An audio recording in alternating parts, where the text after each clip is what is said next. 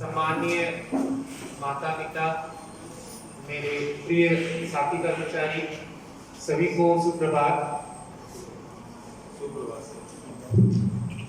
आप लोग यहाँ पर आए हैं, लेकिन मुझे बहुत अफसोस हो रहा है कि ये मन से मैं ये बोल रहा हूँ कि हम पहले ही हर क्लास के व्हाट्सएप ग्रुप में ये मैसेज डाल दिए थे कि आज पीटीएम होगा, और उसके बावजूद भी गेट पर हमें लॉक लगाना पड़ रहा है, मैं बोलूँगा, या मना करना पड़ रहा है कि कोई पेरेंट्स यहाँ से नहीं जाएंगे, और जबरदस्ती आपको यहाँ लाया जा रहा है मीटिंग अटेंड करने के लिए, जो कि मुझे बुरा लगा।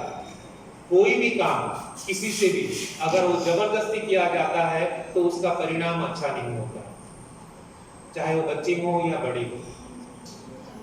हमारे भी बच्चे स्कूलों में पढ़ते हैं, जब कभी भी पीटीएम होता है हम छुट्टी लेकर समय निकाल कर जाते हैं और पूरी बात सुनकर आते हैं, और जो भी वो उम्मीद रखते हैं हमसे और उस हिसाब से पूरी सहयोग करते हैं। कोई भी शिक्षण संस्था में 3 जो है पिलर होते हैं, ये ट्रायंगुलर होता है, त्रिकोणीय होता है। एक पेरेंट्स है, दूसरा जो है टीचर्स है, और तीसरा जो है छात्र है। यहाँ पर 2 तो होते हैं, छात्र और शिक्षक तो होते हैं, लेकिन तीसरे जो है आप हैं, वो बहुत जरूरी है। उनके बिना ये त्रिकोण जो है पूरा नहीं हो सकता। आप में से कोई ऐसा पेरेंट्स है, वो कृपया हाथ ऊपर करें जो इस विद्यालय में अपने बच्चे को पढ़ाई के अलावा किसी और उद्देश्य से छोड़ा है। कोई भी। इसका मतलब यही हुआ, आप सबका उद्देश्य यही है कि बच्चा यहाँ पर छोड़े हैं तो पढ़ाई के लिए, और शिक्षक और हमारे जो एडमिनिस्ट्रेशन है, हमारा भी उद्देश्य वही है कि बच्चों को पढ़ाना। आप जब बच्चे को छोड़ते हैं तो जैसे अभी सर ने बोला, एक वर्ड हमेशा इस्तेमाल करते हैं, शब्द का इस्तेमाल करते हैं, हमने आपको सौंप लिया, आपको हैंडओवर कर दिया, अब आप ही इसके माँ बाप हैं, जो भी करना है आपने करना है, देखना है। इसका मतलब हमसे आपको बहुत सारी उम्मीदें हैं, है ना? जी सर। तो जाहिर सी बात है, अगर आप हमसे उम्मीद रखते हैं तो हमें भी आपसे बहुत सारी उम्मीदें हैं, और यही वजह है कि हम आपको बताना चाहते हैं कि हम आपसे क्या उम्मीद रखते हैं इस मीटिंग के माध्यम से। ये किसी भी विद्यालय के लिए, किसी भी संस्था के लिए संभव नहीं है कि हर पेरेंट्स को इंडिविजुअली फोन करके ये बताएं कि हम आपसे ये चाहते हैं। तो कुछ बातें ऐसी होती हैं जो सर्वसाधारण में जनरली बताई जाती है, और जो बातें पर्सनल बताने वाली होती है, कोई खास बात होती है, वो हम उस पेरेंट्स को पर्सनली बुला के उनको बता देते हैं कि आपके बच्चे के साथ ये प्रॉब्लम है, या ऐसा है, ऐसा है। वो सारी बातें हम साझा करते हैं। अब हम अपनी बातों में आते हैं, क्योंकि मुझे पता है आप लोग को जल्दी है, आप जाना चाहते हैं, जबरदस्ती में यहाँ बैठे हैं, तो मुझे भी लगता है कि मुझे भी इसी तरह से फॉर्मेलिटी करना चाहिए। आया, बोला और चला गया। आप यही चाहते हैं? तो अगर आप चाहते हैं कि आपके बच्चे के लिए हम क्या करना चाह रहे हैं, क्या उम्मीद रखते हैं, वो मैं बताना चाहूंगा। सबसे पहले मैं ये बताना चाहूंगा कि पिछले दिनों में हम पेरेंट्स को कॉल किए थे, और ये सीबीएसई के निर्देश के अनुसार हुआ था, हर बच्चे का एक आईडी बनाना है, और उस आईडी के लिए हमें बच्चे का, जो पेरेंट्स का आधार कार्ड चाहिए, बच्चे का आधार कार्ड चाहिए। वो हम इसलिए मांग रहे थे कि उसमें बच्चे का जो नाम होगा रजिस्टर्ड होगा, आधार कार्ड के ऊपर आधारित होगा। अगर आधार कार्ड में कुछ और नाम है, स्कूल के एडमिशन रजिस्टर में और नाम है, और उसका जो टीसी आपने हमें दिया है 5th क्लास का टीसी, उसमें अलग नाम है, तो उसमें जो है उसका रजिस्ट्रेशन नहीं होगा, और ये हर बच्चे का रजिस्ट्रेशन कंपलसरी है। उसके लिए आपने आए अपना आधार कार्ड वगैरह दिया। लेकिन आगे के लिए मैं आपको ये जानकारी देना चाहूंगा, हमारे बिना स्कूल को जानकारी दिए आप कोई भी बच्चे का आधार कार्ड में कोई परिवर्तन नहीं करेंगे। अगर करेंगे तो फिर बाद में बच्चे का बोर्ड में रजिस्ट्रेशन में दिक्कत आएगी। तो आप आके पहले मिलेंगे कि हम इस तरह का ये चेंज करना चाहते हैं। जैसे पहले बच्चे का नाम खाली रमेश था, उसके बाद आप ऐड करना चाहते हैं कि रमेश गुप्ता हम ऐड करना चाहते हैं, फिर बोलते हैं कि नहीं इसका रमेश गुप्ता का स्पेलिंग अलग है, हम ये स्पेलिंग करना चाहते हैं।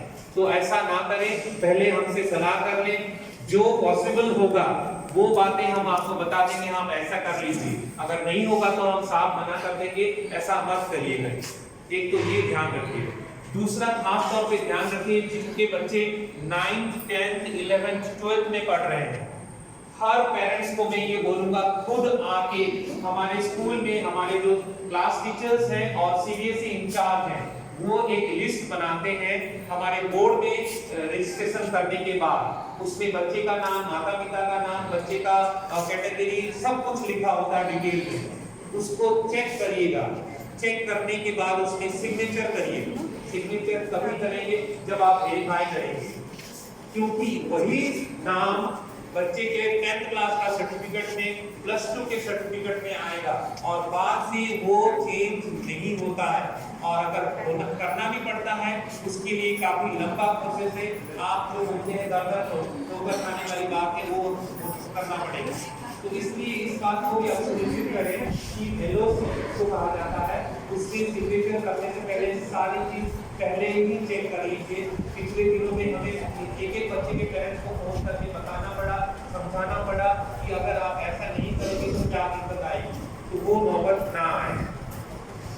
दूसरा जो है, अक्सर तो हमारे पास बच्चे आते हैं, मेरे पास बच्चे आते हैं, पेरेंट्स आते हैं कि हमारे बच्चे को ये मेडिकल प्रॉब्लम है, उसको एलर्जी है या उसको किडनी में स्टोन है या गॉल ब्लैडर में स्टोन है या किसी तरह का कोई परेशानी है, उसको छुट्टी लेके जाना है। अभी आपके पास 10 दिन की छुट्टी है, जो भी मेडिकल जांच करवाना है वो सारी जांच करके जब आप वापस आएंगे बच्चे को छोड़ने तब वो रिपोर्ट सारा हमारे पास जमा कर दीजिए। इन फ्यूचर अगर कभी कोई जरूरत पड़ी तो बच्चे को उसके हिसाब से हम दवाई दे सकें, उसकी ट्रीटमेंट कर सकें। कई बार पेरेंट्स छुपा देते हैं बच्चे की ट्रीटमेंट के बारे में और अचानक यहाँ जब हमें जरूरत पड़ती है तो वो नहीं बताते हैं। तो इस वजह से बच्चे का मेडिकल में जो अटेंड करने का समय होता है वो काफी बढ़ जाता है, तो उस बात को ध्यान रखिएगा। पिछले दिनों की एक घटना बताऊंगा मैं। एक बच्चे को खेलते हुए चोट लग गई और उसको बाद हम अंबाला में उसको दाखिला दिए और अंबाला वाले आगे जो है चंडीगढ़ उसको रेफर कर दिए।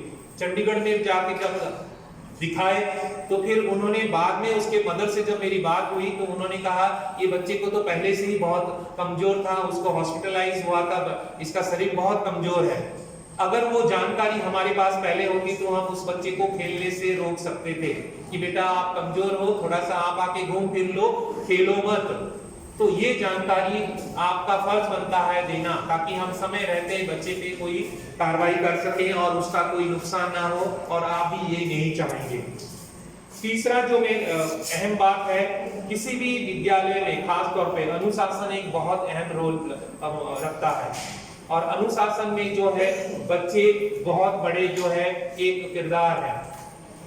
आप यहाँ पढ़ने के लिए भेजे हैं तो इसलिए ये आपका फर्ज है अपने बच्चे को समझाइए कि कोई भी विद्यालय में ऐसे कार्य में अपने आप को शामिल ना करें जिससे कि आपको नुकसान हो, आपकी पढ़ाई का नुकसान हो या पेरेंट्स को कॉल किया जाए। ये उसको स्ट्रिक्टली बोलिए, नहीं तो फिर हम एक बार दो बार अपने तरफ से उसको मैनेज करने की कोशिश करते हैं और बार बार समझाने के बाद भी जब नहीं करता है तब हम आपको कॉल करते हैं, और जब कॉल करते हैं तो आपको इमीडिएटली आना चाहिए। हमारे पास ऐसे भी कोई पेरेंट्स हैं जिनके एफिडेविट दिया हुआ है बच्चों की गलती की वजह से, लेकिन फिर भी अभी भी वो बच्चे नहीं सुधर रहे। मैं बाय नेम नहीं बोल रहा हूँ, वो अच्छा नहीं लगेगा सबके सामने में अगर ऐसा मैं नाम लेता हूँ तो बेहतर होगा आप ये बात बच्चों को समझा दीजिए कि आपके हाथ में हमारी इज्जत है। हमारी इज्जत मतलब माँ बाप की इज्जत है, और आपके वजह से हमें स्कूल में जाके हाथ पैर जोड़ना पड़ता है, और मैं कम से कम कभी नहीं चाहूंगा कि मेरे सामने में मेरा कोई जो पेरेंट्स आके हाथ जोड़े कि मैं हमारे बच्चे से गलती हो गई। और ये आप भी कभी गलती मत करिएगा, मेरे ऑफिस में आके आप हाथ मत जोड़िए, आप अपने बच्चे को सॉरी बोलने के लिए बोलिए। आप हमेशा मैंने देखा है बच्चों के सामने में बोल देते जी मैं इसके तरफ से माफी मांगता हूँ, ये गलत जो है आप उसके सामने में एक मॉडल साबित कर रहे हैं। नमूना दे रहे हैं। तो कभी भी ऐसा मत करिए, बच्चे को एहसास करवाइए कि वो अपना गलती माने, मेरी गलती है, मेरी गलती इसके वजह से आपको ऐसा करना पड़ रहा है, आइंदा से मैं ऐसा गलती नहीं करूंगा। जिस दिन आप ये करने लग जाएंगे, देखिए आपका बच्चा सुधर जाएगा, हमारे विद्यालय की तरफ से आपको कोई फोन कॉल नहीं जाएगा। दूसरी बात है कि आप जब भी बच्चों से बात करते हैं, हमने टेलीफोन का सुविधा दिया हुआ है, बच्चा आपको कॉल करता है, आप बातचीत करते हैं, जो जो बच्चा बोलता है आप हर चीज को जो है सही मान लेते हैं। आप कम से कम हाउस मास्टर से पूछ लीजिए कि जो मेरा बच्चा बोल रहा है क्या सही है। बच्चा बोलता कि मेरा तबीयत बहुत खराब है, 3 दिन से मैं बीमार हूं। जबकि आप सबको पता है हमारे विद्यालय में सप्ताह में 2 दिन जो है डॉक्टर आते हैं मेडिकल चेकअप के लिए, 24 आवर्स स्टाफ नर्स यहाँ होते हैं। तो फिर उसके बावजूद भी बच्चा ऐसा कैसा हो सकता है कि जो बीमार है 3 दिन से 4 दिन से, और उसकी जानकारी हाउस मास्टर को नहीं है। तो इसलिए आप ये बात भी बच्चे को बताइए, अगर आपको कभी भी किसी भी प्रकार का कोई दिक्कत होता है, आप सबसे पहले हाउस मास्टर को बताइए अपनी परेशानी। हाउस मास्टर नहीं है तो असिस्टेंट हाउस मास्टर को बताइए। अगर मेडिकल प्रॉब्लम है, बीमारी है, कुछ है, तो स्टाफ नर्स को बताइए। अभी हाल ही में मुझे पता लगा कि बच्चे ने फोन नहीं, इतना बीमार है बच्चा कि खुद से फोन नहीं हुआ, और वो दूसरे बच्चे को बोला कि मेरे घर वालों को फोन कर दीजिए कि मैं बहुत बीमार हूँ, और उधर से फोन आ रहा है पेरेंट्स का हाउस मास्टर के पास कि मेरा बच्चा बहुत बीमार है और आपने मुझे क्यों नहीं बताया। मुझे बताया, किसी को सपना आएगा कि बच्चा बीमार है? नहीं है। वो बच्चा दूसरे बच्चे को कार्ड दे सकता है घर वालों को फोन करने के लिए, लेकिन वो बच्चा बोल नहीं सकता कि जाके मेरे हाउस मास्टर को बोल दो मैं बीमार हूँ, जाके स्टाफ नर्स को बोल दो कि मैं बीमार हूँ, मैं मेरा बुखार है या जो भी है। तो ये कहां तक सही है? फिर आप फोन करते हैं कि हाउस मास्टर ने अटेंड नहीं किया। मैं आपको चैलेंज करके बोलता हूं, जो मेरे यहाँ पर स्टाफ खड़े हैं, जितनी मेहनत ये करते हैं, जितना केयर ये बच्चों का करते हैं, कोई भी ऐसा नहीं करेगा। आप जाके किसी भी ये से पूछ लीजिए। और उसके बावजूद भी जब हमें सुनना पड़ता है कि आपके हाउस मास्टर ने ऐसा नहीं किया, आपके स्टाफ नर्स ने ऐसा नहीं किया, तो हमें बहुत बुरा लगता है। तो आप बोलिए, बच्चे को समझाइए, हमसे फोन करने से पहले वो वहीं पर हैं, उनको जाके बोलो, ताकि आपको इमीडिएटली दवाई दे, जरूरत पड़ी तो हॉस्पिटल लेके जाएं, और जो कि हम करते भी हैं। और एक जो खास बात है जो हम आपसे उम्मीद रखते हैं, आम दिन में जो है पेरेंट्स आप खुद फोन करके बोलते हैं कि मेरे बच्चे का शर्ट चोरी हो गया, जूते चोरी हो गए, पैसे चोरी हो गए, कुछ और चीज चोरी हो गए। मुझे बताइए ये चोरी कौन करता है? जाहिर सी बात है बच्चे करते हैं। कौन से बच्चे करते हैं? अगर मैं इनको बोल दूंगा कि आपका बच्चा चोरी करता है, ये सीधा खड़े होकर बोलेंगे मेरा बच्चा ऐसा नहीं है। अगर मैं इनको बोलूंगा तो ये बोलेंगे कि मेरा बच्चा ऐसा नहीं है। वो तो हाथ तक नहीं लगाता, हमारे घर में चीज पड़े रहता है। सब माँ बाप के लिए जो है अपने बच्चे सही हैं। तो बताइए फिर करता कौन है? हाउस मास्टर आके कर लेते हैं या कोई और टीचर आके कर लेता है? जाहिर सी बात है जो बच्चे वहां हैं आपस में ही करते हैं। तो आप अपने बच्चे को समझाइए। और हम हाउस के अंदर कैमरा नहीं लगा सकते हैं, और हमारा ये एक शिक्षण संस्था है, पुलिस चौकी नहीं है कि हम बैठ के इंक्वायरी करते रहेंगे कि किसने किसका क्या पेन उठा लिया या क्या उठा लिया। बच्चे को बोलिए दूसरा का पेन भी पड़ा है, पैसा भी पड़ा है, आपने हाथ नहीं लगाना है, आपने ऐसा नहीं करना है, और ना कभी आपके नाम पे ऐसी कोई शिकायत आनी चाहिए। अगर आपको किसी चीज की जरूरत है मुझे बताइए, मैं ला के दूंगा या मैं ला के दूंगी। तो कृपया इस बात का भी आप ध्यान रखें कि अपने बच्चे को समझाएंगे इस तरह के काम में शामिल ना हो। उससे हमारे लगता है कि ये चोरी वाला जो समस्या है ये समाधान हो सकता है। हाँ, अगर आपके पास कोई और इसका समाधान है तो आप बोल सकते हैं, उस पर भी हम अमल करने की कोशिश करेंगे। पिछले मीटिंग में कुछ पेरेंट्स ने ये कहा था कि ज्यादातर बच्चे जो है यहाँ से चले जाते हैं 10th के बाद, कि उनको जो है यहाँ कोचिंग की सुविधा नहीं है। अभी आप अपने बच्चों से बात करिएगा, उनके लिए कोचिंग के लिए जो है हमने अलग से जो मटेरियल प्रोवाइड किया हुआ है, और उनका जो है अलग से कोचिंग क्लासेस चलते हैं। ऑनलाइन क्लासेस भी चलते हैं और फिजिकल क्लासेस भी चलते हैं। उसमें भी हम कल ही मीटिंग किए थे, तो फिर वो बच्चे बोलते हैं कि नहीं हमारा टाइम इतना ज्यादा हो जाता है सब चीजों में पढ़ने के लिए कि हमें आराम करने के लिए समय नहीं मिलता है। तो मुझे बताइए कि वो बच्चों का जो +2 में है उसको अब हम आराम करने का मौका दें या उसको जो कोचिंग के लिए दें।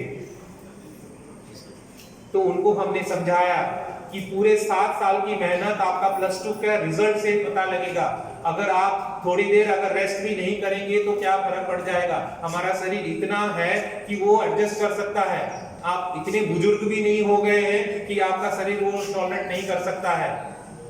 तो वो बात भी बच्चों को समझाइए कि उनके भले के लिए हमने ये सब कोशिश कर रहे हैं। अगर उसका वो फायदा नहीं उठाएंगे तो सरकार का पैसा, हमारी मेहनत सारा जो है जाया हो जाएगा। तो इस बात के लिए भी उनको समझाइए। और अभी हॉलिडे होमवर्क में हमारे टीचर्स ने कुछ जो है काम दिया हुआ है, जैसे कि खान एकेडमी के थ्रू हमारा मैथ का जो क्लासेस होते हैं उसमें बच्चे को असाइनमेंट वगैरह दिया गया है सारे क्लासेस के लिए। तो वो जरूर आप देखें कि बच्चा वो अटेंड करे। वो बहुत अच्छा जो है एक चैनल है जिसके थ्रू बच्चों को असाइनमेंट दिया जाता है और हमारे मैथ के टीचर जो उसको मॉनिटर भी करते हैं। तो इस तरह के जो है एफर्ट्स हमारी तरफ से हो रही है। उसके साथ साथ बीच में जो है हमने जो है बच्चों को अलग अलग जगह पे घुमाने के लिए लेके गए थे। घुमाने का इन द सेंस 2 कार्य, एक पंथ 2 कार्य जो कहा जाता है, उनका घूमना भी हो जाएगा और उसके साथ साथ उनको कुछ सीखने के लिए भी मिलेगा। हम अलग अलग यूनिवर्सिटी में लेके गए ताकि उसके बारे में उनको जानकारी मिले। कैरियर काउंसलिंग का ऑर्गेनाइज किया ताकि उसके बारे में जानकारी मिले। नहीं तो आमतौर पे बच्चे बस 2 ही चीजों पर अटक जाते हैं। एक हो गया मेडिकल लाइन, डॉक्टर बनना है, दूसरा होता है इंजीनियर। आज के जमाने में डॉक्टर और इंजीनियर बनने के अलावा भी बहुत सारे ऐसे हैं जिसमें बच्चों को कोशिश करनी चाहिए और उनकी सारी जानकारी हम दे रहे हैं। हाँ, लेकिन हम चाहते हैं कि पढ़ाई के टाइम पढ़ाई और खेलकूद के टाइम खेलकूद होना चाहिए। तो वो बात भी आप बच्चों को बोलिए कि जब भी आपको टाइम मिलता है तो ज्यादा से ज्यादा टाइम आप अपना पढ़ाई में ध्यान दें। एक और जो है समस्या आती है, हमने कॉलिंग फैसिलिटी दे दी है, बच्चों के पास कार्ड है, हाउस में हमने फोन भी लगा दिया। बच्चा जब चाहे मर्जी करता है फोन। रात के 12 बजे 11 बजे बच्चे फोन करता है और आप सुनकर बताइए परेशान होते हैं नहीं होते हैं। जब बच्चा बोलता है कि मैं बीमार हूं, मुझे बुखार है, मुझे खांसी है, जुकाम है,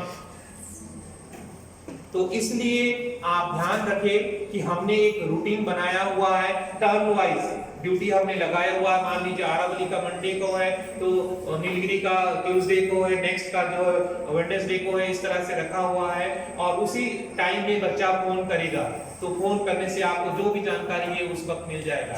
और कोई भी बच्चे को आप बोलिए कि 9:30 बजे के बाद फोन नहीं करेगा, क्योंकि हमने मना किया हुआ है कि 9:30 बजे के बाद किसी भी पेरेंट्स को अगर आसानी बात से भी अगर बोला जाए कि मैं थोड़ा सा खांसी जुकाम है, वो परेशान हो जाएगा। हमारे तरफ से मैं इतना गारंटी दे रहा हूं कि हमें जब लगता है कि बच्चा बीमार है और हम केयर नहीं कर सकते हैं, हमसे नहीं होगा, हम तुरंत जो है फोन कर देते हैं कि आप आ जाइए, चाहे दिन हो चाहे रात हो, आप आ जाइए और अपने बच्चे को लीजिएगा और मेडिकल केयर करिएगा। जब कभी ऐसा जरूरत होता है तो हम हॉस्पिटल में सबसे पहले दिखाते हैं और उसके बाद उनको कॉल करते हैं, ऐसा ऐसा हुआ है, हम हॉस्पिटल लेके जा रहे हैं, आप हॉस्पिटल में आ जाइए। हमारी तरफ से ये कॉल आएगा। कृपया आप दोबारा हाउस मास्टर को फोन करके ये मत कहिए कि मेरा बच्चा बीमार है तो आप जाके देखिए। वो करते हैं, उनको जब लगता है। बच्चे इसलिए फोन करते हैं आपको ताकि आप आए, उनसे मिलें और छुट्टी लेके जाएं या कम से कम आपसे मुलाकात हो जाएगी। तो इस बात का भी आप थोड़ा सा ध्यान रखें, बच्चे को बार बार फोन मत करें। कुछ हाउस मास्टर और मिस्ट्रेस ने मुझे बताया कि हाउस पेरेंट्स फोन करके बोल रहे हैं कि कल मेरी बच्चे से बात नहीं हुई है, आप मेरे बच्चे से बात करवा दीजिए। रोज रोज हम ये नहीं करवा सकते, हम आपको क्लियर कट बता रहे हैं। हाउस मास्टर, इसीलिए मैंने बोला एक हाउस में 50 बच्चे होते हैं, 50 बच्चे का कॉल अगर मेरे हाउस मास्टर के पास, मिस्ट्रेस के पास आता है, बताइए फिर तो वही करते रह जाएंगे। तो इस बात का भी आप थोड़ा सा ध्यान रखें। वो भी इंसान है, उनके भी परिवार हैं, उनको भी अपने बाल बच्चों को ध्यान देना है। तो इस बात पे भी आप थोड़ा सा ध्यान रखें। पिछले दिनों में हाफिजली एग्जाम में बच्चों को प्रोत्साहित करने के लिए हमने असेंबली में रिजल्ट अनाउंस किया। पता नहीं आप में से कितने बच्चों ने कितनों के बच्चों ने आपको बताया कि हमने उनको उत्साहवर्धन के लिए छोटे से ही चीज दिया, बेशक वो पेन ही सही, लेकिन हमने उनको मंच पर बुलाया और उनको सम्मानित करने के लिए, उनका प्रोत्साहन करने के लिए जो है छोटे छोटे गिफ्ट हमने दिए। उसका उद्देश्य बस एक ही था, एक को देखा देखी बाकी बच्चे भी कोशिश करेंगे कि हमें भी मंच पर आने का मौका मिले, हमें भी टीचर के साथ फोटो खिंचाने का मौका मिले। हम कोशिश कर रहे थे लेकिन किसी कारणवश हमारा वो नहीं बन पाया। जो भी बच्चे फर्स्ट सेकंड थर्ड आए थे हर क्लास का, उसका एक फ्लेक्स बना के हम स्कूल के मेन गेट के पास लगाने वाले थे। लेकिन हाँ, आने वाले दिनों में जब भी एनुअल रिजल्ट डिक्लेयर होगा, उसके लिए मैं आपको बताना चाहूंगा 31 मार्च को हमारा रिजल्ट डिक्लेयर होगा और उस दिन हम सारे पेरेंट्स को अभी से ही बुला रहे हैं। इसीलिए मैं बोल रहा हूं अभी से ही बुला रहे हैं। 31 मार्च को आप सारे पेरेंट्स यहां आएंगे। उस दिन सबके सामने में ही हम रिजल्ट डिक्लेयर करेंगे और जो भी बच्चा फर्स्ट सेकंड थर्ड आएगा उसको उस दिन हम मेडल के साथ सम्मानित करेंगे और उस वक्त वो पेरेंट्स भी स्टेज पर आएंगे। तो ये बात अपने बच्चों को बोलिए कि अभी आपके पास एक मौका है अपने माँ बाप का शान बढ़ाने के लिए, उनका सीना चौड़ा करने के लिए आप उस पर ध्यान दीजिए। हमें भी मंच पर आने का मौका दीजिए, आपके वजह से हमें मंच पर आने का मौका मिलेगा। और उस दिन हम बात कर रहे हैं, कोशिश कर रहे हैं कि जो अखबार वाले हैं, मीडिया वाले हैं, वो भी आएंगे तो हमारा वो कवर करेंगे, तो जाहिर सी बात है आपका भी फोटो, आपका बच्चे का फोटो जो है अखबार में आएगा। तो ये चीजें जो है हम कोशिश कर रहे हैं।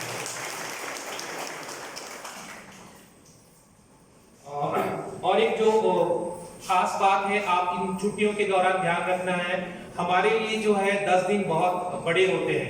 आपके लिए हो सकता है बहुत छोटा सा लग रहा हो 10 दिन, सिर्फ 10 दिन, लेकिन इस 10 दिन के लिए भी हमारे टीचर्स ने बच्चों को हॉलीडे होमवर्क दिए हुए हैं। अगर आपको जानकारी नहीं है तो पहले से ही आप ले लीजिएगा, बच्चे से पूछ लीजिएगा। दूसरी, आपकी सुविधा के लिए हर क्लास का व्हाट्सएप ग्रुप में हर सब्जेक्ट टीचर वो हॉलीडे होमवर्क का लिस्ट जो है डाल देंगे। बस आपको इतना करना है कि बच्चा वहां से यहाँ आने से पहले ये जरूर सुनिश्चित कर लीजिए कि सारा का सारा होमवर्क किया हुआ है।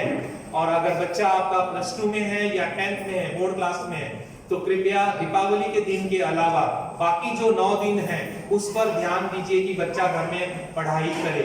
कोई शादी ब्याह है, कुछ भी है, उस दिन उसको कम से कम गेस्ट के तौर पे बुलाया जाए, अटेंड करे। बच्चा मैं मना नहीं कर रहा हूँ, लेकिन बाकी कामों में उसको शामिल ना करे तैयारी करने में।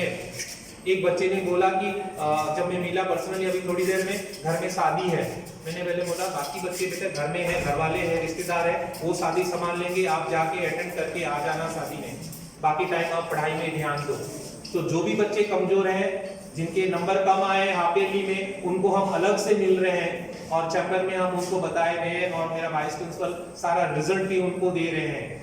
हम अभी तक जो है रिजल्ट को ग्रुप में नहीं डाले हैं। उसमें कई बार जो बच्चों के और पेरेंट्स के मन में थोड़ी सी दूसरी तरह की भावना आती है कि मेरे बच्चों का जो कम नंबर आए हैं तो थोड़ा सा बेइज्जती महसूस करें। लेकिन अगर आप चाहेंगे तो वो भी हम करने को तैयार हैं, लेकिन हम उसका नहीं करने का एक उद्देश्य और भी है। अगर हम ग्रुप में डाल देंगे तो फिर तो आप तो आएंगे ही नहीं, आप रिजल्ट देखने आएंगे ही नहीं, अभी जितना की अटेंडेंस है वो भी नहीं होगा। तो इसी वजह से हम जो है ग्रुप में रिजल्ट नहीं डाल रहे हैं और हर पेरेंट्स का ये हक बनता है कि वो आकर देखकर जाएं। अगर आप चाहते हैं तो उनका हाफ ईयरली का यूनिट टेस्ट का जो पेपर है, आंसर पेपर भी हम दिखाने को तैयार है। आप आइए तो सही, ताकि आपको पता लगेगा कि आपके बच्चे की क्या गलती है। हम सारा डिटेल में बताएंगे ताकि आप भी अपने बच्चों को थोड़ा नजर रख सकते हैं। इसके साथ जो है कुछ और जो हम प्रयास कर रहे हैं और वो हमारे कार्यक्रम में, मतलब स्कूल का जो करिकुलम है उसमें है, न्यू एजुकेशन पॉलिसी में ही शामिल है, और वो है बैगलेस एक्टिविटीज। अभी बीच में कुछ दिनों जो हम बच्चों को लेके गए थे बाहर, उसका भी यही कारण था कि बच्चे जो है बिना बोझ का बाहर जाएं और सीख कर आए, कुछ देख कर आए। उसी तरह से अभी जब वो घर जाएंगे तो घर से कुछ उनको बना के लेके आना है। क्या बनाना है वो भी बता दे रहा हूँ, क्या करना है। आपके गांव में, हर एक गांव में कारपेंटर होता है, जो बर्तन मिट्टी के बर्तन बनाने वाला होता है, ऐसे छोटे छोटे कारीगर होंगे। बच्चा उनके पास जाएगा और उनसे इंटरव्यू लेगा, पूछताछ करेगा कि आप ये काम कैसे करते हैं, इसके लिए क्या क्या चाहिए होता है, क्या सावधान अपनाना है, ये सारा कुछ करके उसका एक रिपोर्ट बनाएगा और रिपोर्ट बनाकर उसको लेकर आएगा और स्कूल में जमा करेगा। जब वो ये करेगा उसके साथ एक फोटो जरूरी है, कम से कम एक फोटो उस कारीगर के साथ बातचीत करते हुए या कुछ करते हुए। अगर बच्चा इंटरेस्टेड है, कुछ कर सकता है, तो उस कारीगर के साथ मिलकर कुछ चीज बनाकर भी लेके आ सकता है, जो कि हमारा ये बैगलेस एक्टिविटीज के तहत आता है। टोटल जो है 10 दिन हमें देने होते हैं। 5 दिन विद्यालय में ही ऐसा कार्यक्रम होगा, 5 दिन जो है विद्यालय से बाहर जो वैकेशन में बच्चा करके लेके आएगा। तो उस बात पर भी आप थोड़ा सा ध्यान रखें और उसको जो है बच्चे के साथ करवा के लेके आए। मुझे पता है हमारे जो है साइंस टीचर ने या और बाकी टीचर्स ने बताया होगा, हमारा एक और स्कीम है जो कि CBSE की तरफ से है, एक बच्चा एक पौधा, ये एक स्कीम है। तो ये लगाना जरूरी है, लेकिन हमारे स्कूल में बहुत जगह की कमी है। तो एक काम आप जरूर कर सकते हैं, अपने घर में ही आंगन में कहीं पर जगह है तो बच्चे को बोलिए कि वो अपना पौधा लगा के उसके साथ फोटो खींच के अपने WhatsApp में ग्रुप में डाल देगा। और उसी तरह से अपनी माँ के साथ, उसमें एक थीम दिया हुआ है सरकार ने, एक पेड़ माँ के नाम, उसमें उसके मदर के साथ बच्चा जो है फोटो खिंचाएगा और उसमें लिखा होगा एक पेड़ माँ के नाम करके छोटे से कागज में चिपकाना है और फिर फोटो खींच के जो है WhatsApp ग्रुप में डालना है। और हमारे विद्यालय में भी जो भी पेरेंट्स आते हैं और जब भी मौका मिलता है हम उन पेरेंट्स के साथ ये कार्यक्रम का आयोजन करते हैं। तो उस बात पे भी ध्यान रखिए और बच्चों को इस तरह की जानकारी दीजिए। ये सब हम इसलिए कर रहे हैं, ये एजुकेशन पॉलिसी में शामिल है कि लोग बच्चों को एनवायरनमेंट के बारे में भी जागरूक करना है कि हमारे आसपास के जो एनवायरनमेंट है उसको, वातावरण को हम कैसे बचाएं, उसके लिए हमें क्या करना चाहिए। तो ये सजग करने के लिए कहा जा रहा है, तो उसमें हम चाहते हैं कि आपका भी योगदान हो। अंत में बस मैं ये बोलना चाहूंगा कि आपका उद्देश्य जो है हमारा भी वही उद्देश्य है। जब हम दोनों का उद्देश्य एक है, क्यों ना हम मिलजुल कर उस उद्देश्य को प्राप्त करने की कोशिश करेंगे। इन्हीं शब्दों के साथ मैं चाहूंगा जो भी बातें आपको बताई गई हैं उसमें आप अपना पूर्ण योगदान देंगे और इस विद्यालय में इस साल, पिछले साल की तरह इस साल भी जो है अच्छा रिजल्ट लाने की हम कोशिश करेंगे। धन्यवाद।